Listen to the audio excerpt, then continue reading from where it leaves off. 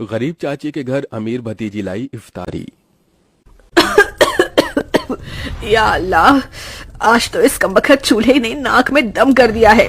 ऐसा लग रहा है जैसे चूल्हा ना होकर धुएं की चिमनी हो। अपनी चाची को इस तरह से धुएं में परेशान देखकर जोया आकर कहती है, लाइए चाची माँ, आज हम आपको रोटियां बनाकर खिलाते हैं।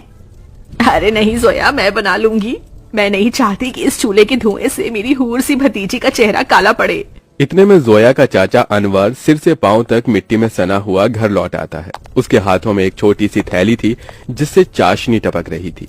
उफ, अरे थैली में से ये क्या टपक रहा है? अरे माफ करना बेगम, मैं तो भूल गया था। मैं जोया बिटिया के लिए उसके मनपसंद की रस भरी इमरती लाया हूँ। इमरती का नाम सुनते ही 24 साल की जोया किसी बच्चे की तरह उतावली जताते हुए बोली, क्या सचमुच चाचा जान, आप मेरी मनपसंद की इमरती लाए हैं? मेरे मुंह में तो पानी आने वाला था, मगर मैंने किसी तरह खुद को रोक लिया। हम सब साथ में इसे इफ्तार में खाएंगे। अरे नहीं बिटिया, मैं जरा सी ही इमरती लाया हूँ, तू खा ले। मुझे और तेरी चाची को मीठे से खास मोहब्बत नहीं है ना बेगम? जी बेशक। असल में इमरती खाने का मरियम और अनवर का भी बड़ा मन था, मगर दोनों अपना मन मार लेते हैं। बचपन की दुर्घटना में जोया के माता पिता स्वर्ग से धार गई, जिसके बाद से जोया के चाचा चाची ने उसे अपनी बेटी की तरह पाला पोसा। उसके प्यार में कोई कमी न हो, इसलिए दोनों ने खुद की अपनी औलाद भी नहीं की। अनवर की माली हालत कुछ ज्यादा खास अच्छी नहीं थी। बस उसके पुश्तों का छोड़ा गया सालों पुराना एक कमरे का कच्चा घर और खेती करने के लिए जमीन का एक छोटा सा हिस्सा, जिस पर थोड़ी बहुत खेती करके जैसे तैसे 2 वक्त की रोटी का गुजारा चल रहा था। या खुदा, कढ़ाई में जरा सी सब्जी है। खैर, नमक प्याज रोटी से ही इफ्तार कर लेंगे। सब्जी सोया को दे देती हूँ। मरियम 3 थाली लगा ले आती है। अरे ये क्या, चाची माँ मेरी थाली में सब्जी, आप दोनों क्या खाएंगे? तभी अनवर अपने गमों को छुपाता हुआ झूठी मुस्कुराहट से बोला, अरे सब्जी की क्या जरूरत, आज तो मैं नून तिल से रोटी ही चटकारे लेकर खाऊंगा। ये कहते हुए गरीब अनवर नमक तेल लगी रोटी काट काट कर खाने लगता है। अपनी गरीब चाचा चाची का ऐसा दुख देखकर जोया का कलेजा कचोट पड़ता है। वो रो पड़ती है। चाची माँ, चाचा जान, चलिए इन सब्जी में से खाइए। अरे इतनी थोड़ी खाऊंगी मैं। जोया के गरीब चाचा चाची को उसे जितना प्यार था उतना ही स्नेह उसे भी था। यूं ही दिन गुजरते हैं। सुनो जी, हमारी जोया अब सयानी हो गई है। हमें इसके निकाह के बारे में सोचना चाहिए। जोया, भाई और भाभी की अमानत है हम पर। मरियम, मैं तो दिन रात अल्लाह से एक ही दुआ मांगता हूँ कि मेरी भतीजी को अच्छा घर मिले। अनवर जोया के लिए रिश्ता ढूंढने लगता है, जो कि अमीर खानदान में हिना के बेटे से लग जाती है। अब शादी की तैयारी शुरू हो जाती है। अनवर, अभी तक जोया के निकाह का जोड़ा नहीं सिलाया। 2 रोज बाद उसकी रुखसती है। जानता हूँ बेगम, मगर जितना कर्ज लिया था वो खर्चा हो गया। मैंने तुमसे एक बात भी छिपाई है, मैंने अपनी जमीन बेच दी। क्या जमीन बेच दी? उसी से तो फकत अभी तक हमारी रोजी रोटी चल रही थी।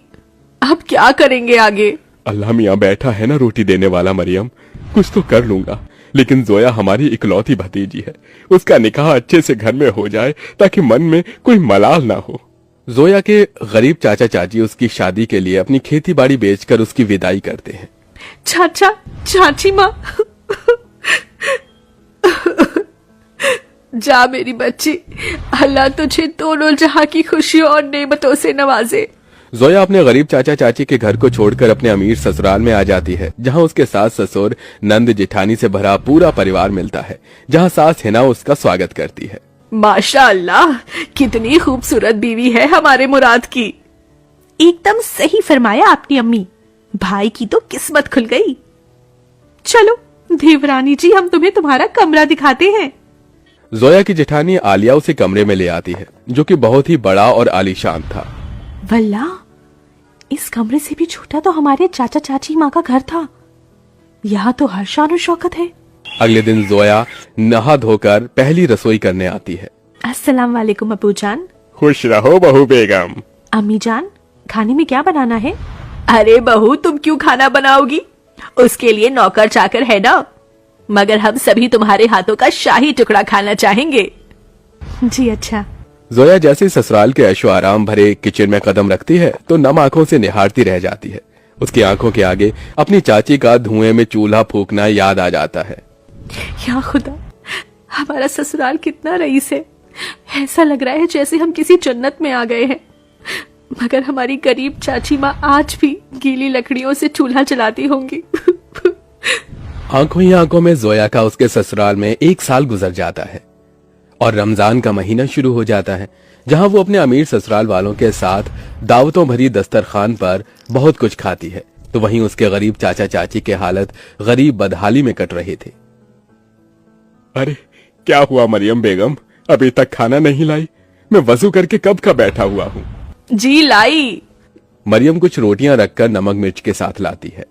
जी बस यही है खाने में, रूखा सूखा है खाने में। जाने अल्लाह हमारे दिन कब बदलेगा। बाकी दिन भी रूखा सूखा खाते हैं और रोजे में भी रूखा सूखा खाकर काटना पड़ रहा है। मरियम, अल्लाह ने जो दिया है उसे सिर माथे लगाकर खाओ। बेचारे गरीब शौहर बेगम एक दूसरे को निवाला खिलाकर गम बांटते हैं। कंगाली इतनी थी कि दोनों पानी से सहरी करके भूखे पेट कड़ी धूप में भट्टी पर काम करते हैं और यूं ही दिन गुजरते गए। बेगम, अल्लाह के करम से इतने पैसे जुड़ गए, कल जोया के ससुराल इफ्तार दे आते हैं। दोनों खुद पर दुख उठाकर जोया और उसके ससुराल वालों के लिए कपड़े, फल, मिठाई के साथ इफ्तार लेके जाते हैं। अरे समधी साईं, आप दोनों? वालेकुम अस्सलाम समधी जी, ये आप सबके लिए हमारी ओर से इफ्तार का छोटा सा नजराना। तभी महंगा सा जोड़ा पहने हुए जोया आकर अपने चाचा चाची के गले लग गई। उसकी आंखों से आंसू छलक पड़े। चाची माँ, चाचा जी, कैसे हैं आप? गरीबी और गमों भरे हालातों को छुपाते हुए दोनों झूठ बोलते हैं। हम अच्छे से हैं। अरे बच्ची, तू खुश तो है? जी चाचा, मैं बहुत खुश हूँ। यहाँ सभी हमारे साथ बहुत ही अच्छे से प्यार मोहब्बत से रहते हैं। अल्लाह का शुक्र है जो तुझे इतना मोहब्बत भरा ससुराल मिला है। अच्छा, अब इजाजत दीजिए। अरे भाई जान, अभी तो आए हैं, अभी ही जा रहे हैं। थोड़ी देर में इफ्तार का समय हो जाएगा। इफ्तार की दावत खाकर जाइएगा। नहीं आपा, हमारे यहाँ बेटी के ससुराल का पानी भी नहीं पीते। हम चलते हैं, अल्लाह हाफिज। उनके जाने के बाद जोया की नंद ने कहा, अम्मी, आपने गौर फरमाया भाभी जान के चाचा चाची काफी कमजोर से लग रहे थे और कुछ परेशान भी थे। नाजिमा, लाजमी है कि वो कुछ परेशानी में है। बहू, तेरे चाचा चाची बहुत ही खुददार हैं। ऐसे तो वो हमारी मदद लेंगे नहीं। एक काम कर, तू भी उनके लिए इफ्तारी लेके जा, इन्हें अच्छा लगेगा। जोया के ससुराल वाले बहुत ही खुशियों के साथ उसके गरीब चाचा चाची के लिए इफ्तार की तैयारी में टोकरे भर फल, मिठाइयाँ, बहुत सी चीजें करते हैं। 2 दिन बाद जोया अपने गरीब चाचा चाची के घर पहुंचती है। किस्मत तो देखो, उस इफ्तारी की शाम उनके घर में रोटी के लिए भी जखना लगा हुआ था। तभी कुछ लोग अलमारी, कुर्सी, फ्रिज, पलंग इत्यादि अंदर लाते हैं। ये सब किसका सामान उतरकर हमारे घर आ रहा है? जोया, तू मेरी बच्ची। अस्सलाम वालेकुम चाची माँ, क्या बात है? इफ्तार का समय हो गया और आप दोनों ऐसे बैठे हैं? हम इफ्तार करने ही जा रहे थे। तो चलिए, मैं थाली लगाकर लाती हूँ। हम तीनों चाचा चाची भतीजी एक साथ इफ्तार करेंगे।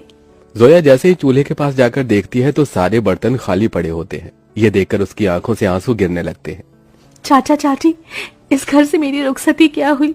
आप दोनों ने मुझे इतना पराया कर दिया कि ये तक भी ना बताया कि आप दोनों किन हालातों से गुजर रहे हैं। मेरी बच्ची, इस घर में क्या तूने कम गमजादगी उठाई थी?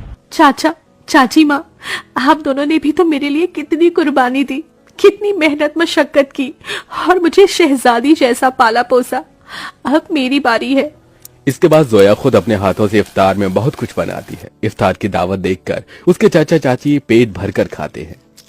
आज एक अरसे बाद ऐसी इफ्तारी नसीब हुई है, वरना तो सालों से गरीबी में रूखे सूखे से रमजान के रोजे कट रहे थे। मैं यहाँ आप दोनों को सिर्फ इफ्तार देने नहीं आई, बल्कि ईद पर आपको मेरे यहाँ आना है और ये अम्मी अब्बू का हुक्म है।